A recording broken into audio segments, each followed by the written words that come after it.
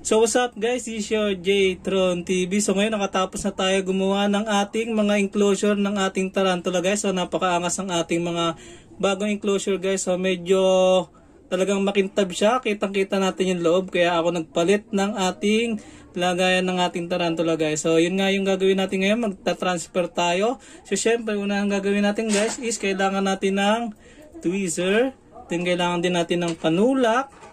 Then siyempre, kailangan din natin ng pang-spray ng ating water dish guys. So, pwede natin lagyan ng ating water dish. Then, ito rin guys. So, kailangan natin ng catch bottle para kung sakali makatakas to. Dahil mga sling type na tarantula to, maliliit po to.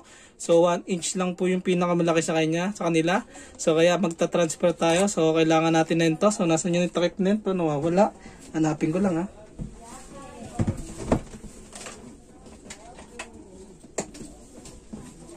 So, syempre, kailangan natin ng takip nito guys. So, di pwedeng mawawala to. So, i-ready natin yan. Then, sunod naman natin is, dahil wala akong makitang planggana, so, nakakita ako ng pantakip ng mga ulam guys. So nakikita nyo, ayun po yung gagamitin natin para di tayo matakasan ng ating mga tarantula guys. So, tara. So, itong mga tarantula na to, meron na pong naka-indicate, ito po, may mga naka-indicate na po na mga pangalan. So, susunod-sunurin na lang po natin yan.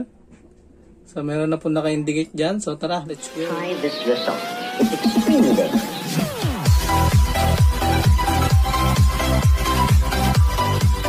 Guys, nakaready na yung ating pantakip ng ating ulam. So, una natin gagawin guys is kukunin natin tong pang-orange baboon tarantula natin na enclosure. Nakakagawa lang. So yan, sayang po siya. Then kukunin po natin yung ating orange baboon tarantula OBT guys. So maghahanda lang tayo ng ating mga tools. So ito, kailangan natin to panulak.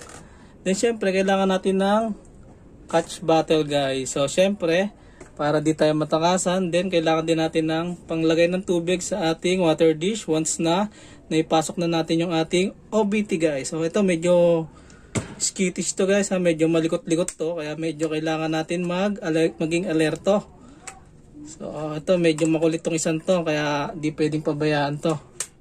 So madali lang to, so sana hindi siya tumakas. So nagsupla na po pala siya agad dito sa kanyang maliit na enclosure guys. So kailangan na natin siyang pakawalan sa kanyang lungga guys. So sana hindi tayo matakasan.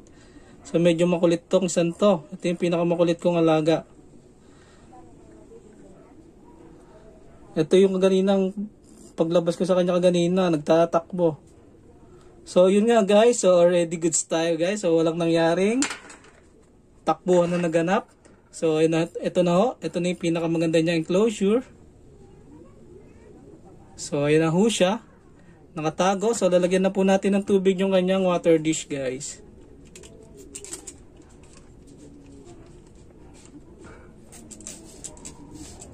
Medyo sabog, then kailangan natin ng pino guys para malagyan yung ating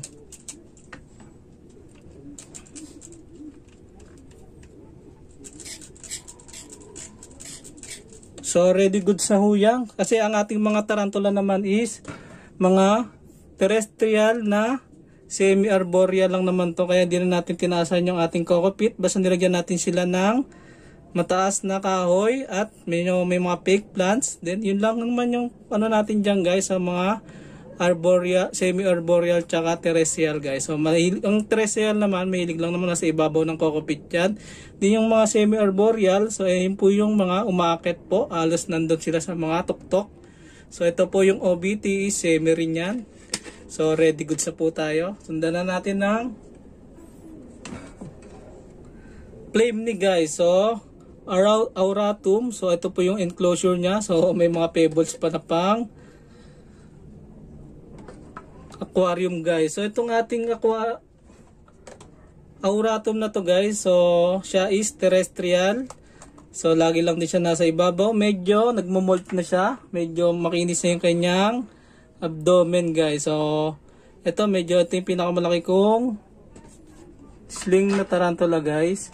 Siyempre, tutulak natin to. Medyo mabagal na to kumilos. So, tara. Hindi na to masyadong malikot kasi nga for molt na siya. So yan, medyo matigas na siya kunin. Ayaw niya na maglakad. Dahil buntis na, sobrang ano na, magpapalit na to ng balat. Labas na dyan, baby boy. So ito yung ating flame ni tarantula guys. So auratum. So terrestrial siya. So kumapit ka na dyan, baka may ikaw yung malaglag. So yun nga guys, so successful, walang nangyaring takbuhan na naganap. So yan, so pakita natin yung kanyang enclosure guys. So sakto-sakto sa kanya yan. Then ito is flame ni tarantula. So ready goods na siya dyan guys. So wala na tayong problema. So tabi na natin to. Ay wala pa pala tong water dish guys. So baga ito'y magutom ay mauwaw. So lagyan na natin to. So ready goods na tayo dyan. Yung takip natin dyan guys is water dish. Takip lang yan ng ating mantika guys. So safety na natin to. Then ang sunod naman natin is itong Choco guys. So Choco Golden Knee. So yung susunod natin lalapag rito. So syempre safety first tayo. Handa lang natin tong ating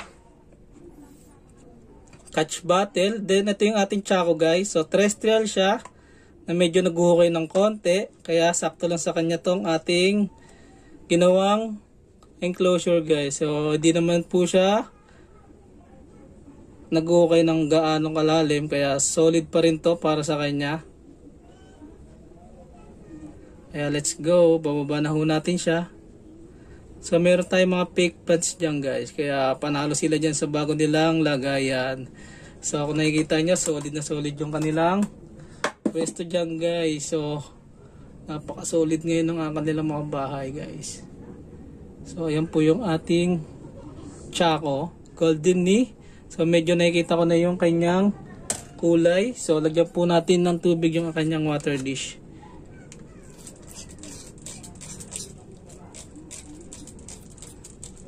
Alright, so siguro safety na siya dyan. So napakaganda niyang enclosure. So sapat na to para sa kanila. Sapat yung pagkakalaki ng kanyang enclosure guys. Kasi ito nabili ko to sa Mr. DIY. So napakaganda kasi. Kitang kita mo yung loob. Kaya hindi ko na rin pinutasan to sa ibabaw. Para hindi na siya pangit tingnan guys. Kaya solid pa rin ang ating pagkakagawa. So sunod naman natin guys is itong ating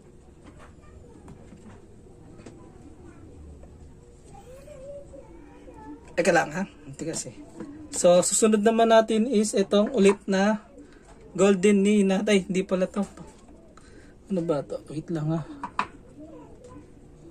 Wala pala itong takip. So, susunod natin is yung Golden Knee rin. So, maliit lang din to. So, syempre, ready po natin. So, yun po. Ito is Choco Golden Knee. So, ayan po siya. So, ginawan ko siya ng magandang enclosure syempre.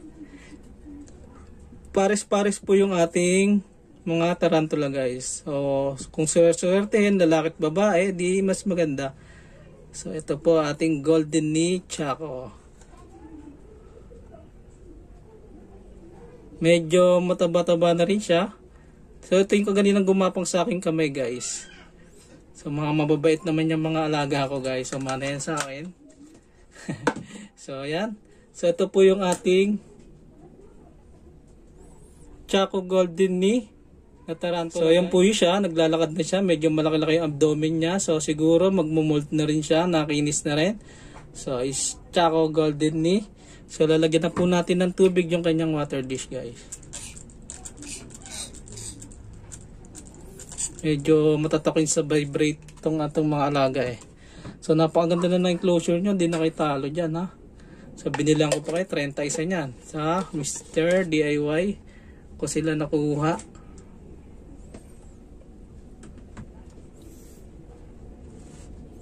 So, ito guys, di pa ako nakagawa ng kanilang mga name tag o pangalan guys. Kasi, kakarating lang sa akin tong mga alaga ko to. Ito yung paborito kong alaga. Paborito ko na rin kulay guys. Kasi, ito yung pinakagusto kong tarantula guys. So, ito ay GBB guys. So, GGB. Ito is green bottle blue tarantula guys. So GBB, so isa po silang terrestrial na semi-arboreal guys. So kaya kailangan meron silang mga inaakit guys. So kasi mahilig sila sa taas. Or minsan nagiging terrestrial sila. Nasa ibabaw lang sila ng cockpit guys. So ayan po sila. So kung nakikita mo, napaka-solid na kanyang kulay. Nakikita mo na yung kulay niya guys. So tara, lagay na po natin dito guys. So ito, makulit din to. Medyo aggressive din to. So sobrang bilis, diba? Ito yung ganyan napahirapan din ako eh. Pagtanggal ko sa kanyang lagayan eh. So ayan. So successful. So walang nakitang problema tayo guys. So napakaganda ng pagkakagawa ko ng enclosure niya. So napaka solid. So medyo meron siyang kahoy, cork bark. And meron silang fake plant. So yun na yun, napakaangas niyan guys. So lalagyan na po natin siya ng tubig guys. So baka to'y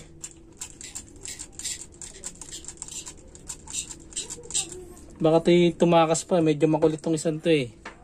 So sarado na ho natin. So meron pa tayong isa guys. So ayun po yung hinihintay natin. Last na to. Ito pa po yung ating GBB guys. So medyo naputol yung po yung ating video. Kaya nandito na agad siya sa loob. So GGB rin po. So pangalawang GGB ko to. So ito yung dalawa kong paboritong kulay guys. So ready goods na po tayo dyan guys. So napaka-solid ng kanilang enclosure guys. So let's go.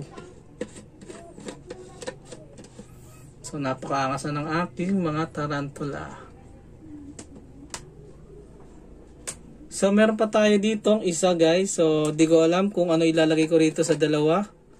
So ito kasi is meron pa tayo rito natitirang dalawa. Kinulang tayo ng isang lagayan guys. Meron tayong fire leg at tarantula guys. So hindi ko alam kung sino ilalagay ko sa kanila. Pero siguro i-stock muna natin tong isang ano na to, lagayan, kasi mas maganda rin tingnan kasi ito dito sa enclosure nila eh. So napakaangas din, kaya di na natin siguro sila papakalaman dito. So yun nga guys, once again, this is your J-Tron TV. So see you guys in my next tarantula video. Peace out. Yun na nga guys, so na-transfer na po natin lahat ng ating tarantula guys. So ayan na po sila guys. So yan o, napakaangas. So yan po, 6 po yun na-transfer natin dahil di ko natin na-transfer itong dalawa guys. Meron tayong isa pang excess na enclosure doon guys. So siguro baka may dumating pa na bago at may nakakita pa ako maganda. So yun nga guys, once again, this is your J-Tron TV. So see you guys to my next video. So napaka-solid niyan guys. So once again, this is your J-Tron TV. See you guys to my next video. Peace out.